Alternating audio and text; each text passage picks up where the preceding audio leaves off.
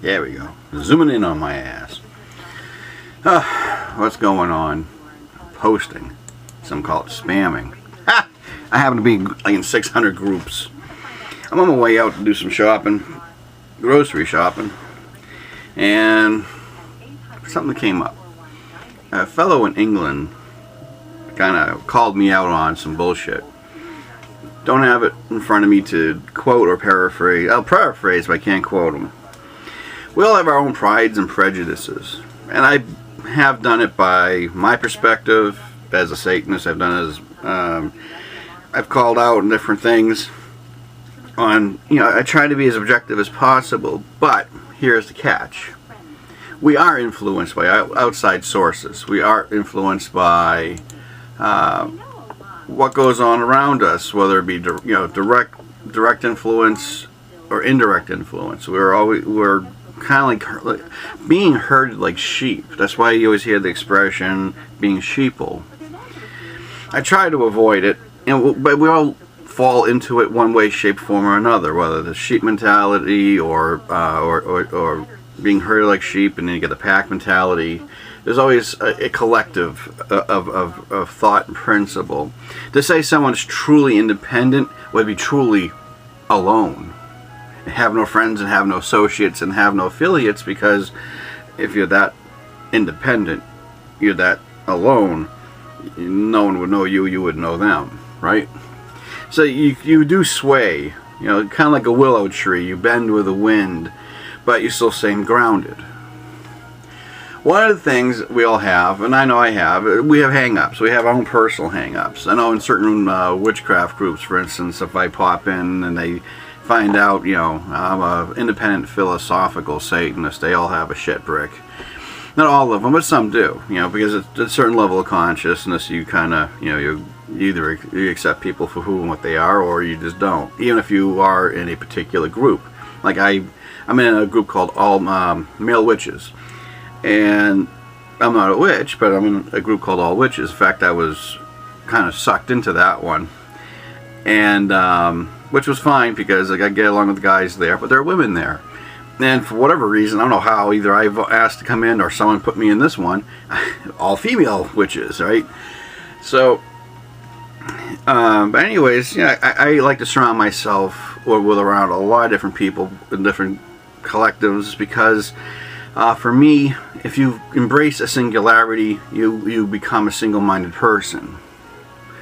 And there's nothing wrong with being a witch, but if you were to follow a particular order, I've seen people firsthand who would come almost smug, if not arrogant, that you're not doing it the right way because it's this, because it's my way and my tradition. And at that point, it's like, well, you can't call yourself an occultist anymore. You're just a single-minded fuck. And that's where I come with it. How can you sit there with blinders on, tunnel vision, and expect to grow, to expand, and to encompass? You don't. You surround yourself with people around you who, encompass. I'll give you a good example if you want to talk about, let's say, even in an economy sense. I belonged to, for a little while, I belonged to a particular, very famous satanic network. And we would have people who are left-hand path, not necessarily Satanists, but left-hand path, like dark pagans or necromancers, be a part of this. But we even had a couple of Christians pop up, and we had a couple of other witches of sorts in there, and they would exchange because the main premise of this group, it had a shared paradigm of being a philosophical group rather than theistic. So when it came to different ideologies, whether you talk in the Fourth Way with Gershwin, Order of the Nine Angles, obviously the Vey, and so on. He received a shared perspective, whether people did it in a sock account or whether people did it. But I'm talking minute.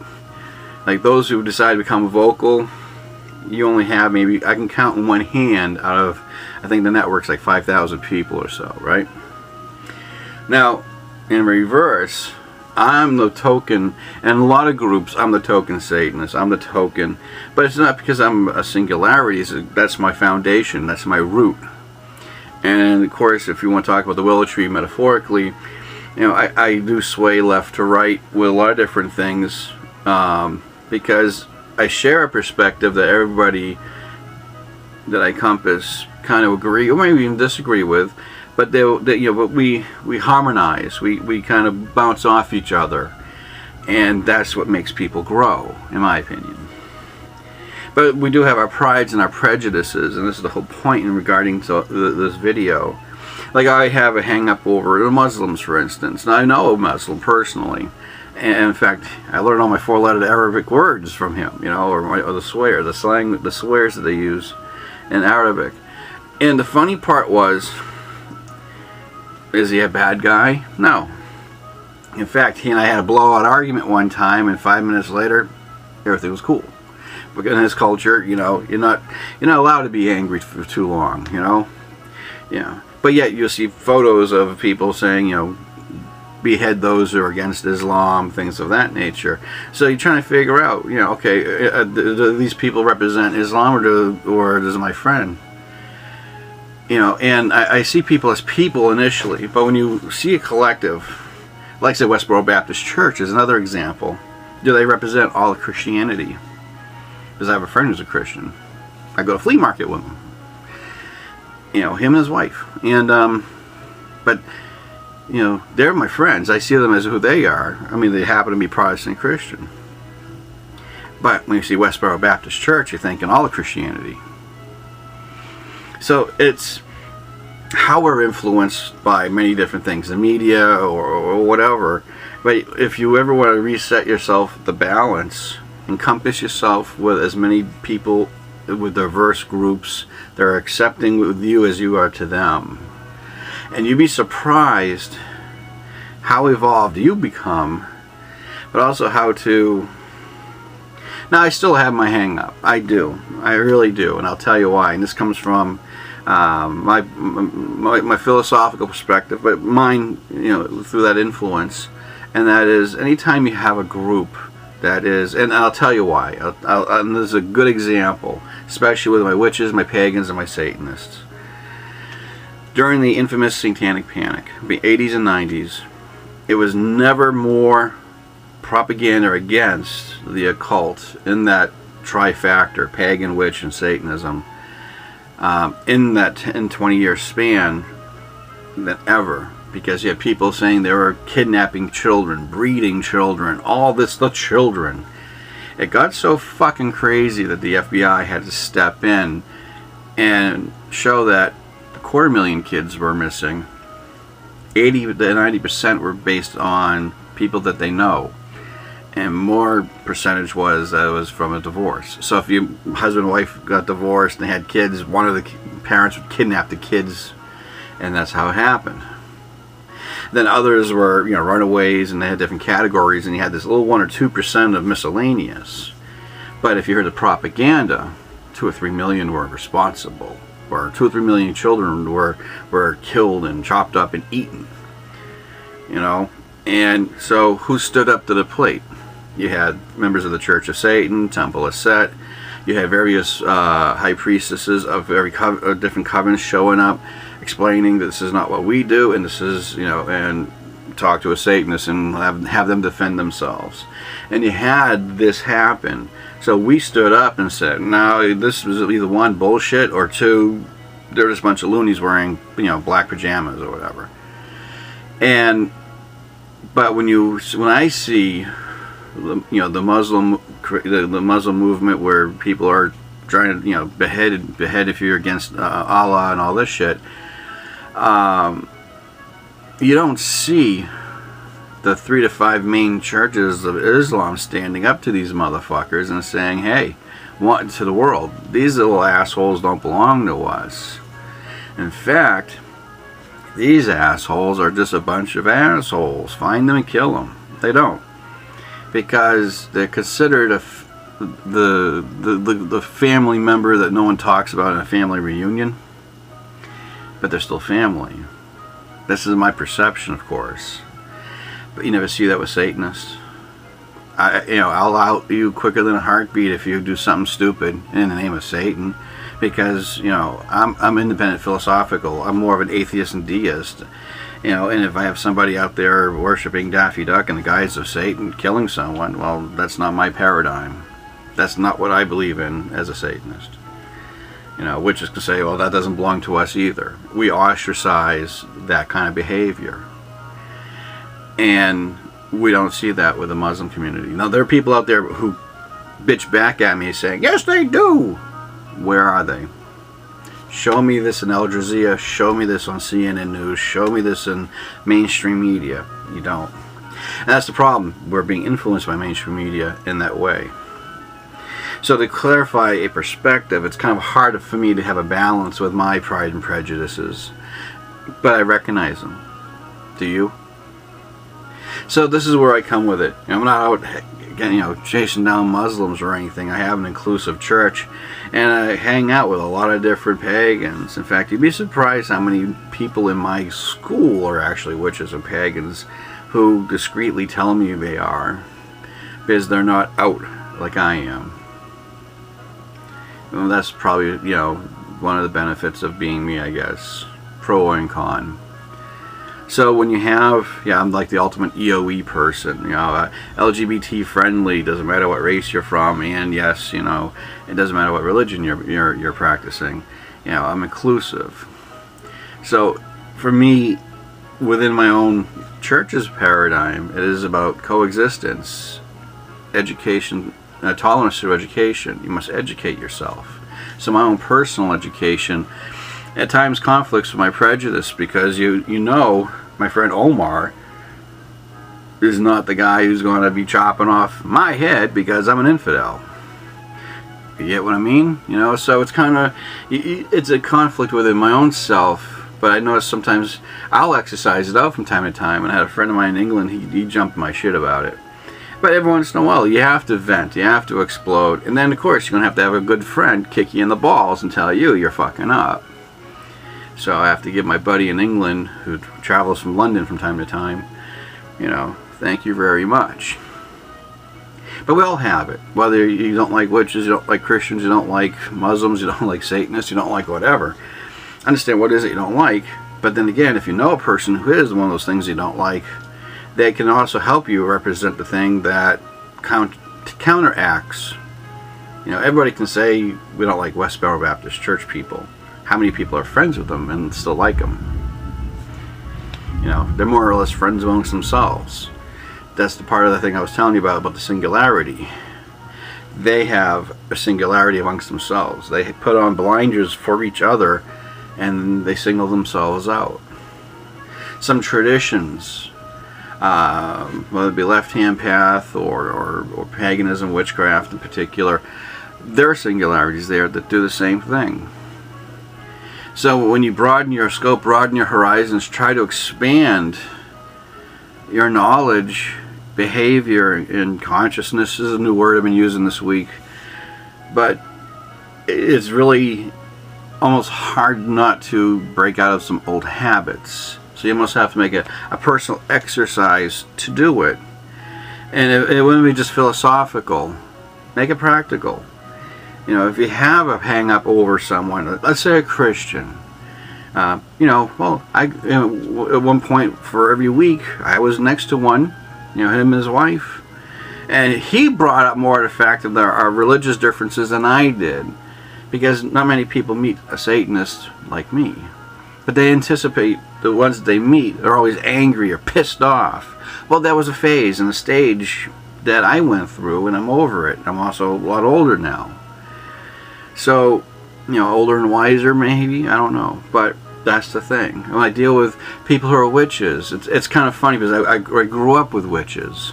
So for me, it was even comical when I see a first-year witch, commonly known to be a fluff bunny at times, depending on how they develop. And I mean, you can almost tell who's who in the community by how they carry themselves, you know. But if you ever met a fluff bunny or a first-year witch, as I would call it, and some people can be in 20 years into their craft and still act like a first-year witch, which just means that there was a part of them that just stopped right there. No matter how long they practice, it doesn't mean that they're wiser. They just never developed from that phase or that spot. They just stayed there. You know, they stayed at that level. They're really good at that level, whatever it might be. But, you know, as other people pass them, you know, they're there. And so do you judge a person by this fluff bunny newbie or whatever you want to call them? Or do you know, encompass other people of different practices of the same crafts? You know, that kind of thing. So this kind of helps me out. It's a surrounding. I had somebody ask me, you know, what do I have to bring to the table or contribute? And it's easy. It's a social conscious observation, or how people act in a sociological manner. And when you have people who grandstand or people who moniker themselves, I always get a kick out of people who moniker themselves in particular, because they're hiding, bottom line. And you can't argue a fact. And the fact is, you know, I'm Ronald French, you know who I am, you can Google me. There you have it, 25 to 40 pages on Google with just me alone. And so I'm out there, I am a front person, but there are other people out there who are front persons who hide behind something or other. You know, they have a different title, or they have, you know, they have this, you know, well, it's a moniker, whatever they want to call themselves, you know, Daffy Duck, you know, Elmer Fudd, whatever the hell they want to call themselves. The problem is, it's not who they really are. So whatever they have to say, in my opinion, no matter how well they say it, and this is a conflict, can also be a moot point with me. Because if you're lying to me about who you are already, then whatever your message is could be a lie. And you know, and even if in my paradigm, we always investigate new things that come across us. We'll read the book that this guy was talking about or quoting from, or we will, you know, see for ourselves what it is exactly this person's epiphany was about. So when you have people who could talk the best talk and even be 100%, but when their grassroots, their foundation, their willow tree trunk, if you would, is a lie itself, is it bad roots? By being this moniker. Now, a lot of people defend the moniker, you know, and a lot of people call themselves high priest this, priestess that, you know. Willow is a very common name, I noticed, whether it be a real name in your birth certificate. To summarize it, to simplify it and summarize it in a nutshell, if your name is on, like, say, any account that's not on your driver's license, you're hiding. Now, there's a reason why people hide, and this is another defense people come after me with. You know, when they're not public. I understand, but at that point, no matter, you know, how the interjecture is, it's truly not your essence. It's not truly who you are, in my opinion, because you're not standing on your own doing it.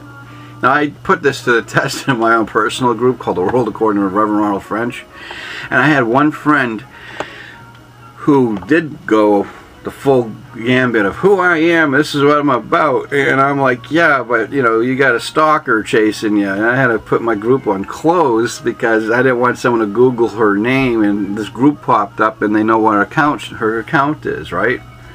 You know, I like her, she's a good lady, but damn, you know, I wanted my group to be open, and you know, I had somebody basically put themselves and their child in danger from their stalker. Go figure. But you don't have to do that either. I understand it, but I also understand that a lot of people also use the moniker as a shield or as a guise. And so a lot of people would actually take in the word, or being spoon-fed, or accept the fact this person is saying verbatim as gospel without any question. And then they'll defend this person who could be, and I'm saying Daffy Duck or Elmer Fudd as a funny name, but if you got somebody who calls themselves like Magic Bear or or whatever it might sound really magical and mystical, it's still a fucking moniker. And again, I understand anonymity for a lot of different reasons, but in the same respect, you have to see it for what it truly is. It's the internet. You know, how many times have I been a MySpace troll, showed up, holier than thou picture of somebody praying, make up a fake account, tell people pray for Michael, and then when they open up the account, there's some horrific porn going on, and I'm in a Mormon site. That kind of stuff. This is back in my heyday where I was just enjoying screwing around with people and learning how to hack computers. But how is it different now? And how can this be used as a tool to adjust your own paradigm social conscience to sway you to something that you may not challenge? Just saying. So, but we all have our prides and we all have our prejudices. This prejudice about the moniker I will keep to my deathbed, because anytime someone shares anonymity, shares a part of them that remains to be hidden, and then you have to question everything they say. Just saying. Even people who come up with magical names, as an example, is still a moniker. You know, a good example, a guy named Bear Brown in my area. We all know him as Bear Brown. I can call him a pedophile in his face as Brown Bear. I can call him a pedophile now, like I just did. And pedophile or pedophilia is the trigger word for ooh, watch out. And it's been used a lot in different communities now to almost control a person, right? So if I call him this, I have no social recourse. There's no social recourse against me, because if his name was Steve Smith in real life, I didn't slander or defame Steve Smith. I slandered and defamed Brown Bear. Which, if you ever go to a biker night, or ever seen the biker scene, and you ever scream out in a bar, "Hey, I'm looking for Lone Wolf," and you'll see 7 or 8 guys showing up with their hands saying, "Hey, I'm Lone Wolf." Well, that's with magical names too. Nothing's going to be quite original anymore, is it? So I can actually point out, hey, this person here is a dirty, nasty pedophile or whatever. And there's no recourse against the fact that I said it, because it is a moniker. So your reputation as a moniker can be built and destroyed, just as a real name would. But being a real name, I keep it real. I always ask things like, alright, show me, prove it, do this, do that. Take me to court. And that's a beautiful thing I tell people now in my last debate I had with somebody. Please take me to court. Because they brought up sock accounts, for instance, and ran their mouths. And I explained to them that Facebook was a big database, and I will subpoena those other accounts and get the IP address to tie in with yours. Yeah, but that's another story. But that's the problem. You think you're anonymous. In real life, you're not. I already know this, so I just beat the chase. Those of you who are under moniker names, magical names, your IP address will go to your account. Jane Smith, Mary Jones, Steve Smith, etc., etc. So when it really comes down to tit for tat, how anonymous are you? And I know 95% of you are not technically savvy to understand what a VPN is or a Tor client. So that's what I'm saying. And this is probably, like, you can call this almost part 3 of like keep it real with a name, but this really does go with prides and prejudice. You know, I'm prejudiced against monikers. Yes, I have a slight prejudice against Muslims, even though I have a Muslim friend. So, you know, I'm working through my own issues and my own struggle, if you would. But I also see it with other people, but the only difference is they don't see it for themselves. So I might have been off topic for a moment, but I'm bringing it back in. So basically, as I said in other videos, to know the world around you and to know the people around you, is you have to know yourself first. Is true, at least in my eyes. And maybe in perspective,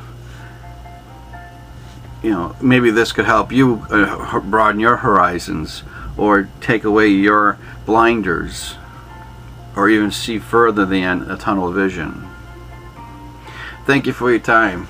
Take care and bye for now.